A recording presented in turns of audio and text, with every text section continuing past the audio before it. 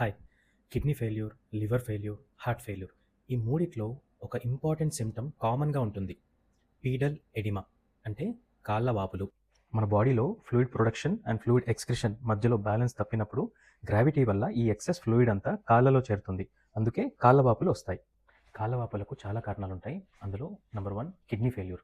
Kidney failure ఉన్న వాళ్ళకి urine output కూడా తక్కువగా ఉంటుంది. And number 2 liver failure. Liver failure ఉన్న వాళ్ళకి ప్రీవియస్‌గా ఆల్కహాల్ యూసేజ్ ఎక్కువ ఉండడము లేదా అబ్డామినల్ డిస్టెన్షన్ అంటాం. అంటే పొట్ట వాపుగా ఉండడం ఉంటుంది.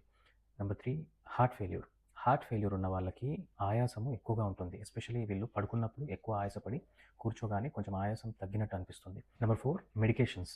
మనం డైలీ యూజ్ చేసే మెడికేషన్స్ వల్ల కూడా కాళ్ళ వాపులు వస్తాయి. ఆమ్లోడిపిన్ ఇది హైపర్ టెన్షన్‌కి యూజ్ చేసే మెడికేషన్.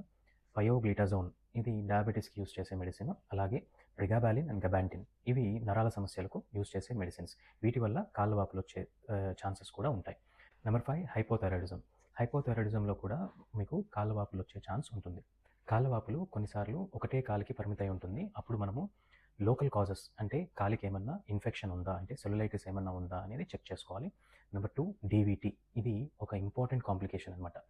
మనకు కాళ్ళ నుంచి గుండెకు రక్తాన్ని రివర్స్‌లో పంపే నరాల్ని వీన్స్ అంటాం. అలాంటి వీన్స్‌లో బ్లడ్ క్లాట్ అయినప్పుడు ఈ డీప్ వీన్ థ్రాంబోసిస్ వస్తుంది.